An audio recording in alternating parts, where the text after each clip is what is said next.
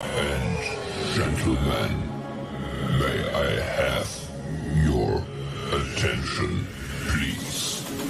The show starts in 3, 2, 1. Bam. All right. Bam. All right, everybody. Hey, we're here with Wil Fiacco. Am I saying that right? Fiacco? Correct. Okay, Wil Fiacco, and he's running in the 53rd District State Senate. But I have a couple of things I want to throw out there really quick. Well, he joins us with John and I. But I want to throw a couple of things out there real quick, and that is we're live streaming on Facebook Live on Save New York. We're also on YouTube, Save New York, and Twitter X, Save New York. But I wanted to mention, I want people to share this out. If you like the guy, support him. Push this out there so people get to know what he's all about. But now next week, we got Andrew Giuliani coming on. He wants to come on and say hi to everybody and give a little bit, maybe a moral support to everybody up here in upstate in Western New York. So he's going to be coming on next week at 6:30. Tune in for that. Ask him questions. Say hi to him. You can also ask Wil here questions on here if you want to. Wil, you might have to come back on Save New York and look back if we don't get too many questions because people may, Sure. Whatever. Okay, so what we're going to do is we're going to do that quick. We're going to throw subjects out to Wil like we did a couple of weeks ago with Mario. We're going to throw subjects out there. We're going to get a quick 20, 30-second response from them. So the first one is, and I like to throw this out there because it's very important to me, and that is the Constitution, how it's written or how it's perceived. Right.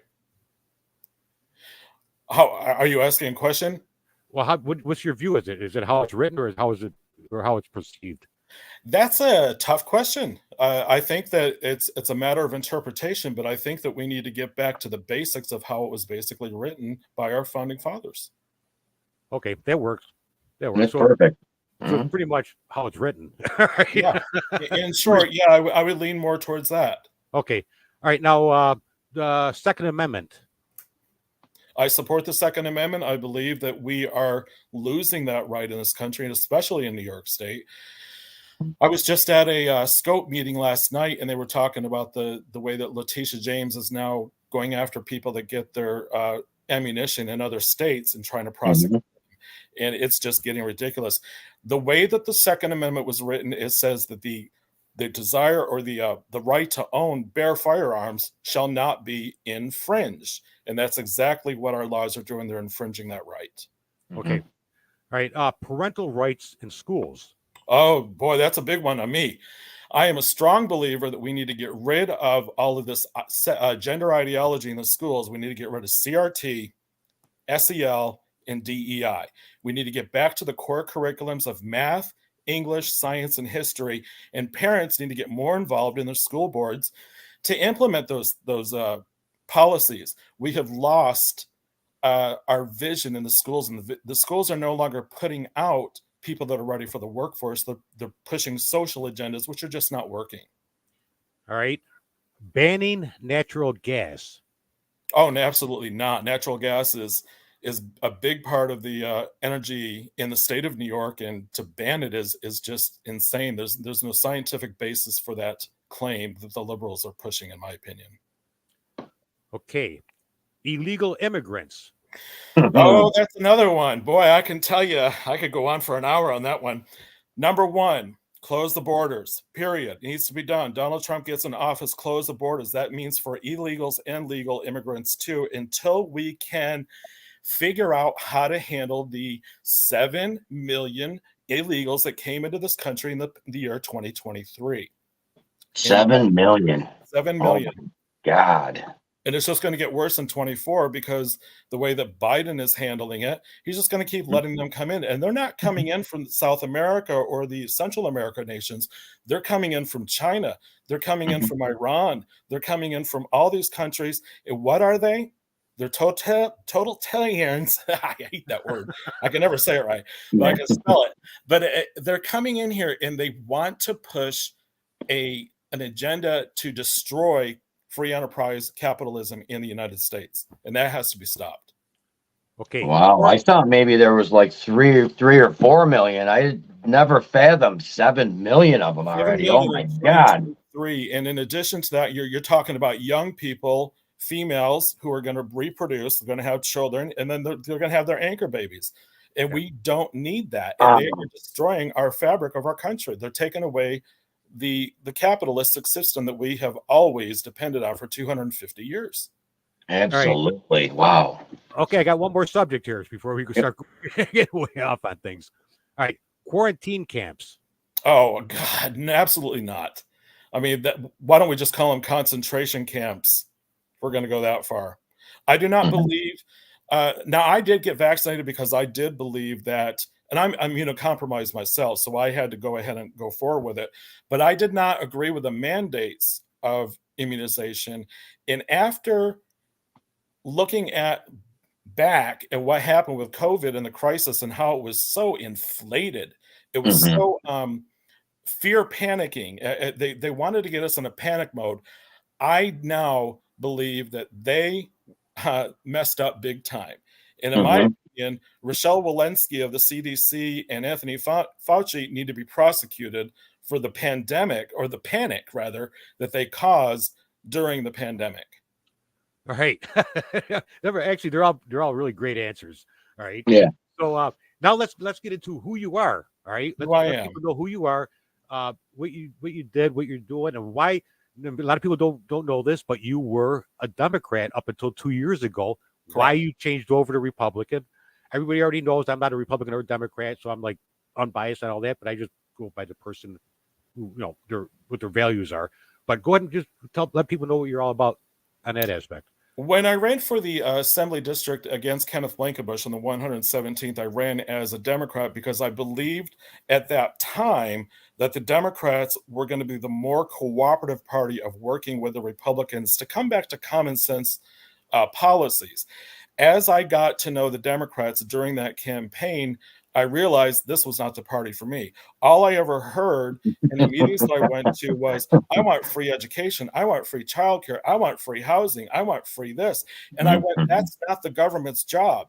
So we basically split. I split from the Oneida County Democratic Committee based on their extremist policies. And as I started to talk to more Democrats in that group, everybody seemed to have a Marxist agenda. Period. And it was just communism after communism after communism, because I'm a very well versed on what communism is. And the Democratic Party in New York State, that's exactly what they're doing. And the local Oneida County Democratic Committee is just with them. So I said, this is not the party for me. It's against what America is all about. And as a believer in Christ and a believer that God put this country together, then we have lost our biblical principles for the foundation of our government. Now, I'm not saying we need a theocracy, but what we need more biblical foundations. Thou shalt not murder. Thou shalt not steal. Thou shalt not go on. It goes on and on. We are not doing that anymore. We are allowing the Democrats and their liberal policies that are basically anti-God to have control of the state, and that needs to stop. So were you Democrat all your life? No, I was actually a Republican when I became a Christian at the age of 14. I became a Republican, and my first vote was in 1988 at the age of 20. I voted for George W. Bush, H.W. Bush. And so I was a Republican then. I left the Republican Party in the 90s when I saw that they were going after a lot of control over the Democrats. They were wanting to take away certain rights. So I said, they were going too far to the extremes. And now that was when I was living in Oklahoma. Now, Oklahoma Republicans are very, very highly extreme. It's different. The politics are different from state to state. And when I moved back to New York, I was a Democrat. And then I started to look at the Democrats, and I didn't agree with everything. And it just didn't correspond with my faith. And it just came back to, like I stated to you earlier, it's no longer about right and left. It became about what's right and wrong. And the Democratic Party seems to be adopting everything that is wrong with governmental structure. Yeah, we seem to be backwards right now. Yeah. Good is evil, and evil is good. And what do you think about putting God back in schools, like having a religion class after schools, like you and I probably did? I know I did. I'm the same age as you. There was religion when I was going to school. People would stay after for take the late bus home. They'd read the Bible. They'd do all that stuff, but they don't do that anymore. I think as long as it's optional for the students to participate in and not forced on those that don't want to do it, then it's okay. Right. But it's going to have to be handled very delicately. Right. Okay. Yeah, I don't believe in forcing anything. Everybody's got a free will, and like the jab, like the shots and stuff. You want to take it, take. Everybody's their own person, Exactly. Yeah. Yeah. Where that gets kind of tricky with the whole school thing is that you have actually in this area here schools that want to do after school Satan clubs. Oh yeah, I've seen that. Yeah. So now if you're talking now, then they're using the thing like, hey, freedom of speech and this and that and everything else. So they're trying to wiggle their way in with that. And it's kind of crazy. So that's why if they do the whole the after school churches or the religion stuff after school, then they're going to say, hey, this. So that's a touchy, to me, it's a touchy situation. It can get very complicated when you start dealing with Satanism. And I have a little bit of knowledge of the occult. So, but they are deceivers, and we know that. And we don't need them in any type of power anywhere at all. So you had... Go ahead. No, real quick. So you had mentioned that you know a lot of Democrats that are switching over because of the policies. Pretty much half my friends. Now, when I switched over to Republican, I lost half my friends who were Democrats, and I was okay with that. But the other half started to listen to what I was saying, and I started to show them the parallels between the Democratic Party and Marxism and communism, and they started to listen and pay attention. And they said, "Yeah, this is not what our Constitution was about. This is not what John Adams, Thomas Jefferson, and Ben Franklin wanted when they wrote the Constitution for this government. It was so simplified then, and we have made it so complicated. We need to get the minds, the legal minds and the liberal minds out of the legislation and get back to the just basic principles that the nation was founded on." That's perfect. Yeah, that's perfect. That's what we need. Absolutely. 100%. I'm with you. So you're going to say something earlier, John? I was going to ask him what you just asked him. Almost the same word for word. That happens a lot. Yeah. What do you think about, you think gun permits are unconstitutional? I don't know. I'm not a gun owner myself, and I've never had a need to until recently. Right. I can honestly say I'm thinking about it, but I don't know. I can't answer that question 100% because I haven't researched it, but I'm beginning to think that the purpose of gun permits and the ammunition tax that they just passed in Albany, to me, those are just roadblocks for people to get the ammunition that they need, which I believe is unconstitutional for those laws to be in place. So I am leaning more towards, we just need to get rid of all this, the laws. And when I spoke with Scope last night, that was kind of the opinion of the people there. We just need to go back to the basics of the Constitution. The Second Amendment shall not be infringed, and leave it at that. Well, it sounds simple enough, right? But it isn't being done. Yeah. But you got too many Democrats in Albany, and the balance is off. So they are going to push their Marxist and wokeism ideology, and I hate wokeism. Without passion, I hate wokeism, because basically it's just atheism, and my Christian friends say it's basically Satanism, and I happen to agree with that. And we have got to get wokeism out of the schools and out of our government permanently. And I don't know how we do it other than and I switched from a Democrat to a Republican, and I'm trying to convince all my Democrat friends to switch to Republican and run for office, because we have got to get the balance back. We've got to get the authority back, because the left wing is too far gone. I would love to see the Democratic Party come back to the way that they were, where they would work with Republicans, but I believe those days are coming to an end. Moderate. Back in the 70s. Moderate. They're more moderate. Yeah.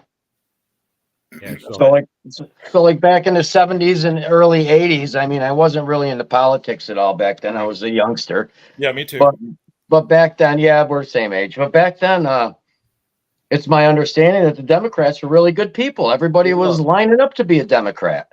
Democrats and Republicans used to work together, and I think we've lost that. Now the Democratic Party just wants to push all this wokeism garbage, which is just alienating the rest of the state.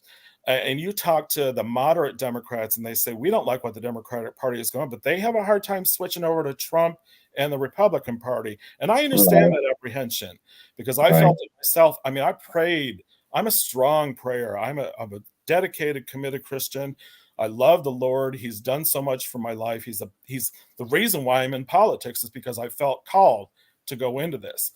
And I said it took a year for God to convince me to get out of the Democratic Party and become a Republican. I mean, little by little, he was showing me things that I saw in the Democratic Party that I didn't agree with. And the parallels in the Republican Party were they were more in line with what the Bible teaches about government. And so that it took a while, but I am a diehard Republican now only because they seem to have the values of Christian values and the values of how God orchestrated government. We have to remember God is the author of government, not man. And man has done a horrible job at administering a government. We need to get back to godly principles. And that's for sure. That gets touchy. And I know a lot of Democrats think, oh, well, you just want to turn us all into Christians and you want to take away our rights to gay rights or to abortion. And those are issues that need to be addressed. But I don't believe that we need to come to the point where we're going to start telling people how they have to live their personal lives. And so it's a balance that is hard to find the right way to go about it, I think. Well, it does say in the Bible something about, I'm really not into the Bible a lot, but I have friends that are, and they tell me scriptures, and, you know, it's like Adam and Eve and not Adam and Steve. I think if you, I don't know how to put it, like back in our days, if you went out on the sidewalk and you danced in front of little kids with hardly nothing on, you were going to get beat up and go to jail. Or stoned. Nowadays, it's like encouraged. Everywhere you look, it's encouraged, and it's really pretty sickening, actually. It is sickening. It's repulsive. And when this New York State legislature passed, and I got to look this up again, whether the bill actually passed or not, or is still in a proposal status, but they're trying to push gender ideology on kids as young as 5 years old in the schools. Yeah. You can change your pronouns. They're even teaching 10-year-olds about sexuality. Now, I remember when I was 10 years old, that wasn't an issue. I was more concerned about playing with my Star Wars toys. I wasn't concerned about sexuality. That comes later. But my belief is parents need to get united. They need to stand up. They can call me on my home phone number. I will stand with them. If they want to fight this gender ideology and get this garbage out of the schools, I want to help them because I raised a child myself 20 years ago. She's 30 now. And I strongly, and if she were in school, if this were happening 30 years ago, you better believe I'd be fighting so that she didn't get indoctrinated by this nonsense. Woke garbage. Yeah, you know what? I think people, they really get mad at the beginning when something fresh comes out like this. You know, when it first came out, there was people all over Facebook. There was people at school board meetings. There was people everywhere complaining about it. And it's like they all just disappeared now. People are afraid. Now, when I was speaking with some of the Moms for Liberties leaders we know them, about the problem, and I was affiliated with a group here in Oneida County for a short time, and we talked about the fact that people are just afraid. Parents are afraid to speak up. They're afraid to go to the school because some people are getting fired from their jobs if they speak out against wokeism. That happened in California. I think it happened in Nevada too. And New York is following suit. It seems like the Albany legislature, the Working Families Party, which is a communist party in Albany, is just pushing they look at what California, Washington State, and Oregon are doing, and they go, oh, this is really good communist ideology. Let's put it in force in New York. And unfortunately, because we have a supermajority of 66% Democrats, the Democrats that are not communists are not saying, no, we're not going to allow this. They're letting it go through. And the Republicans, in my opinion, in Albany are weak. They're not fighting back. I'm not going to be like that. I am a fighter. I'm not afraid to walk to to stand up for what I believe is right, regardless of who hates me. I really don't care if somebody hates me. I am interested in doing what's right for the people because that's what God wants me to do. And that's what God wants for his people. He wants us to live good lives. He wants us to prosper. He wants us to be in health. Yeah. And we're not getting there anymore because of this garbage that is basically destroying the whole state. Now, I could go on and on. Now, I studied to be a minister.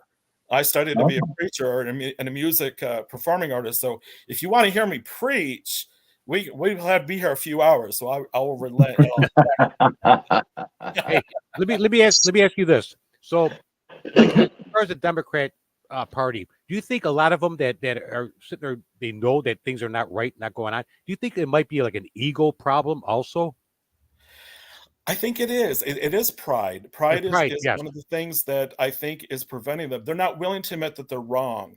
And I'm willing to admit when I'm wrong. If I put forth a policy and it doesn't work, I'll admit that it's wrong. It needs to be withdrawn. People want to hear that. People want to hear that. I hope so, because look, I'm not perfect. I'm going to make mistakes, but I am adamant, and you can ask any of my close friends, they'll tell you he is dead serious about doing God's will. And we don't always know what God wants us to do. I can't say that I hear God in every issue of my life, but I trust that if we follow him, we're going to be better off. I was watching the movie Mr. Smith Goes to Washington with Jimmy Stewart back in 1940. I heard of it. 46, 48. And when he gets appointed as a congressman, and when he goes into the chambers, he basically says, he gets in the chambers, they did a prayer in Congress for everybody, and they prayed in Christ's name. You don't hear that anymore. No. And they say everybody has their own beliefs. Well, I think that is a slap in the face to God, quite truthfully, as a Christian. But I'm going to get off on the religion again. Sorry. That's all right, though. That's what we need in this country, I think, anyway. I mean, everybody is steered so far away from the Christian beliefs that we're going downhill. I think that's it. Like I was saying earlier, I grew up Catholic, and then I became Christian. When I was younger, I didn't have a choice. I had to do what my parents said. I became Catholic. I used to go used to go every Sunday or whatever. I went to the church school. I got my first communion, and then I stopped going for a while. But I think back then everybody talked about God more. You could go, like I'd go to my grandmother's every Sunday and have spaghetti dinner. We're all Italian. And we would be sitting around. You'd have to pray before you ate. Right. You would sit down as a family unit, which people don't even do that anymore. I mean, how many times? I can't remember the last time I sat down as a family at the same table and had dinner. Yeah. I think if we get back to all them same principles, things could be a lot better in the long run. I strongly believe, and the Bible is very clear, if my people will humble themselves and pray, I will heal their land. And I'm a strong believer in that. And if we can get more Christians in office to combat all of the ungodly policies that are happening, we might make a difference. And with God's help, we will. But we've got to have the people back us up. And I'm finding out that in the Republican Party, I guess I'm a little naive. I thought all Democrats were unbelievers and all Republicans were believers. Well, that's not the case. No, not the case at all. No. I'm finding that there's a lot of Republicans who claim to be Christians, but they're not very. But they're not. Yeah. They're not very tough, and they're not willing to stand up for what's right. And I am that person that was willing to do that. I mean, I don't care. I decided I don't care what happens to me. I want to do what needs to be done in the state of New York. And we need a total overhaul of the government in Albany. And I'm a big fan of Teddy Roosevelt. When he became governor, he made a lot of changes and he did a lot of great things. And I would like to follow suit and follow his lead in such a manner of getting the state back to good principles. Sounds like a great idea. Absolutely. I've said before that, what people really need to do is they need to face evil. Yeah. You need to face it and stare it in the face and say, no. Right. No. And right. And not be fearful. Just No, not going to happen. Not going to do it. Exactly. Well, we can't even get people to. I think people are embarrassed maybe to talk about God, or they're afraid what somebody might think of them. Or it's the same way as going to standing up at a school board or standing up at any local meeting. People don't speak out. People don't. I mean, you don't even know who believes what anymore. To be honest with you, they're just so afraid of speaking out against what's wrong and speaking out for what's right. right? And I'm just not wired that way. I'm too opinionated. Well, we're gonna hold you to that, And I want you to. And this is what I want people to understand too about my campaigning. I'm running in 24. I plan on staying there a good 6 or 8 years, no more, because I'm a strong believer in term limits. 18 years as a state senator is too long. That's too long. Allowed to be in a position that long. Now, if I don't get elected in 24, I want the people to know I'm going to come back in 26 and do it again. Good. I care about this community and I want to make a difference. And look, if you do elect me in 24 and I don't do a good job those 2 years, don't re-elect me. That's how you make your decision. You fire me by not re-electing me. But I know that I'm a perfectionist. I'm a hard worker, and I don't take no for an answer on something I believe in. I'm going to fight. I'm going to Albany to make enemies, not friends. You see, what I want to talk about real quick is that now you're in a different district than what I'm in. All right. Yeah. But your policies and what you do affects all of New York State, really. Right. Mm-hmm. Right. Yep. So people have to understand it. Just because you're not, in my district doesn't mean I should just shun you away. I don't care what he does. No, you have to pay attention, find out who's out there. Because if you know people in that district, say, listen, follow Will, find out what he's all about. You have to have people doing that because what you vote for and everything else affects the whole state, and people need to understand that. Well, exactly. My policies are more state geared because the whole state is losing people. I think they said 1 million people have left the state in the past year. Now, I just sickeningly watched Kathy Hochul's State of the State address today. And I can tell you, it was like words, no meaning, no meaning at all. Lip service. She does not address any of the problems going on in the state. I didn't even know that was today. I don't know how you sat through the whole thing. It wasn't easy. No. Oh my God. And you know what? She gets on there. She has no emotion whatsoever.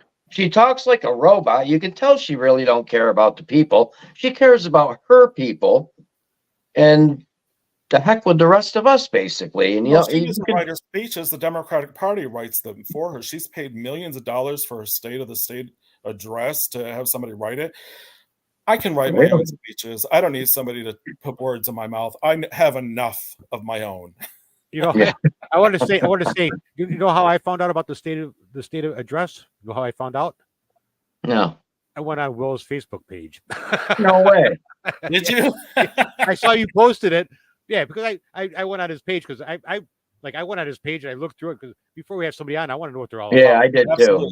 And I remember you posted something about it. It was like, that's how I found out that it was today. I didn't watch it because I didn't have time, but it's not worth your time. Trust me, it's not worth your time. So are you going to be doing any, I don't know if I dare call them rallies. We might get kicked off Facebook, but are you going to be doing anything like that here around town? I plan on it. I plan on doing a fundraiser, and I'm trying to get fundraiser. To help me to get together. I'm thinking possibly starting one in Utica or in Rome. Okay. I do have an event that I want to do April 18th, which is Paul Revere Day, that I'm going to probably do in Rome, and I want to celebrate Paul Revere in his involvement with the Sons of Liberty back during the time. Okay. And kind of tie that in with what's going on in the nation today. April 18th also happens to be my birthday. I was born on Revere Day. So I'm going to do I want to do something like that, possibly in Rome, probably maybe at the Tocolana Club is one venue I'm considering. But I need donations. I need my supporters to start donating to my campaign, and that's my website is not yet set up to receive donations, but it will be in the next week, I hope. And hopefully with the money that comes in there, I'm going to do more fundraisers, and I just want to get the message out that look, we're headed for trouble in this country, and we've got to take care of it. Now, people have said to me, why don't you run for Congress? Why don't you run for a federal position? Well, I don't have the name recognition. Right. And you really got to have that to be successful.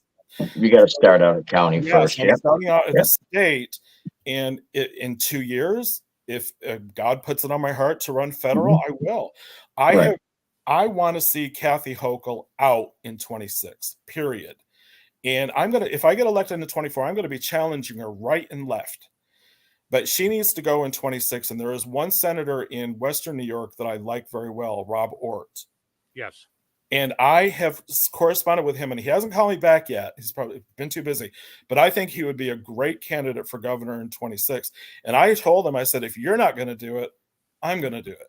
Because we need a better governor, somebody who is not afraid to stand up for what's right and against what's wrong.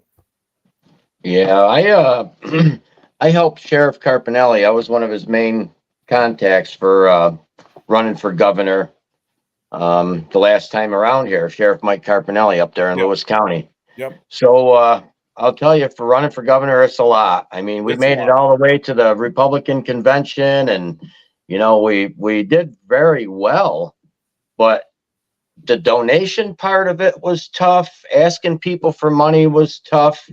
Getting our name out there was tough because we couldn't get on any radio station, just a couple radio stations. We couldn't even get on our local news. They wanted nothing to do with us. They wouldn't air none of our stories. Yeah. So we did it all through Facebook and Instagram and word of mouth. And we did, I think, like 68, not really fundraisers, but I'll call them rallies. Everybody got together, and, we really had a good time of it, but it costs a lot of money. It costs a lot of money. I know. Yeah. It's a challenge, and I'm going up against somebody who has a nice $700,000 war chest. Yeah, exactly. It's gonna be a challenge, and I was warned that Joe Griffo is going to be hard to beat. Now, I don't have any personal complaints against Joe Griffo completely. I have some issues that I have with him, but my bottom line is he's just not doing enough for the district. He's not standing up to the Democrats in Albany when they push bad policies. Right. And that's something that I will be doing. Perfect. You're the one willing to stare evil in the face. You're the one. I'm not afraid. I mean, God's behind me. I'm on God's side. That's the whole thing. It isn't that God is on my side. I've decided to take God's side on the issues, and He will back me up. And I know this sounds like a preach, and I apologize if it comes across that way. But my fiber being I'm a Christian first before I'm a Republican or an American. My faith is what drives me to do what's right. That's what He expects. All right. So we've been going about a half hour now. How much, where can people reach you? You can go to my website at Fiacco for New York, FORN New York.com. That's my website. You can also friend me on Facebook. Since my last on-air interviews, I have gained 700 friends in the past week on Facebook. So it has been really exciting for me that the word is getting out. And they can always friend me on Facebook. I'll take any friends on Facebook, provided that they're decent. Right. You're gonna get haters. You're gonna get haters either way. I'm gonna get the haters, and I've gotten a few, but I can tolerate that. Yeah. So nothing on Instagram or Twitter or nothing? You haven't gotten that? I am on Twitter, but I haven't really figured out. I'm not a computer person. Instagram, I just never figured out how to do that. So if I can have somebody volunteer to help me with that, that would be really great. Well, you need like an assistant or somebody. I need somebody to help me with the technical aspects of the whole campaigning, because I don't know anything about it. So. Yeah, I mean, Charles, I see you looking, Charles. I see you looking. Look at it. It's still blocking you off, John. Hey, Betty, how you doing? You gotta thank you, Will. Thanks, Betty. I appreciate that. No, I'm just saying. We'll get some people on your page. Don't worry. Oh, thank you. I appreciate that. We'll get them on there. I'm a very skeptical person when it comes to people running in politics. I really am. Yeah. And I'm skeptical, but I get a feeling that you're one of the good guys. I really do. Yeah. You know what? I'm doing this because I believe God wants me to do it. And if I die in the process, it's fine, because I know where my heavenly home is. I get to go home with my Lord and my little dog who passed away a year ago, who I missed so terribly.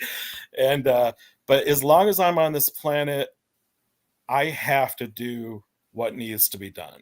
And I am strong about, and like I said, I will make mistakes and people will not like every decision I make, but I want you to know that I'm going to prayerfully consider every bill that I propose, every line, and I'm very good at the law. I'm not an attorney, but I understand legal. I have a legal mind, so I'm very good at writing laws.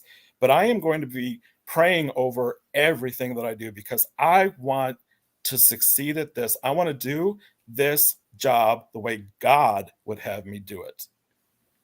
All right. Awesome. All right. Well, you know what we could do is maybe like just contact me in a few weeks or whatever, 2-3 weeks. Contact me again if you want, and let's set something up where we could prepare for this a little bit more. Sure. All right, and then we could do a Q&A thing going on, and we could push it out a little bit more because today was just like I was thinking this morning, I'm going, oh, me and Jack could just talk about this, whatever. And I go, oh, let me give Will a call because he reached out to us. Let me give him a call. And I called, then he called me back, and I was at lunch. My mother and stepfather took me out for lunch, and I'm eating. I'm trying to listen to talk to them at the same time, but it was like a short notice thing. But let's like 2-3 weeks, let's do it again. Okay. Let's do it again, and then we could try to really push it out there more, and get more to try to get more. What do you call it? More people involved. More support. More support. Absolutely. This was kind of like short notice stuff, but let's do it. And like I said, just contact me in a couple of weeks and we'll set something up again. We're going to do the same thing. You're not going to get the 5 questions again, right? Or the 5 subjects. You can ask me anything. I don't mind being asked tough questions. I may not have the answer at that moment, but I'll do the research after the call and check it out for you. Yeah, so I'm going to contact Mario Frado and see if he wants to come back on just to do a Q&A also. Cool. Maybe we should have both of these guys on at the same time. I'm open to that. Absolutely. Do an hour deal. Yeah, do an hour. Yeah, do an hour. Have both of them on at the same time because they both seem, you know, like you said, you get a feeling of somebody. You know, you could tell like how they speak, their body language, and everything like that. I think they're pretty much compatible, you know, with us and a lot of people that we know and hang out with. So I think this could be a good thing here to get him back on, get us 4 on, and maybe even take in some callers. Absolutely.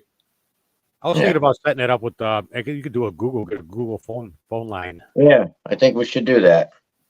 But so anyways, Will needs some help. Give Will some help. Go to his page, help him out. Somebody wants to help him out. The campaign. You need a campaign manager is what you need. That's what you need. Somebody's willing to help. Because I'll tell you what, I'm going to say this, but Mario Frado, when he was running, a person I know jumped in to help him. Oh, good. Because and all of a sudden it was like wham, he started doing really good. He did really good in that race against Claudia, or the primary against Claudia Tenney. But he did really good in a lot of different counties. So you need somebody that's got a good head on their shoulders that knows that's going to go and do the legwork too and get out there and push it. You need that's somebody say I'll help, and then just sit back and go, you know, what am I doing? You know, type stuff. Anyways, all right. Yeah, you know what we did real quick? You know what we did when I was running the Carpinelli campaign is we bought mugs, we bought shirts, we bought hats, you know, we did raffles. There is Carpinelli memorabilia all over New York State.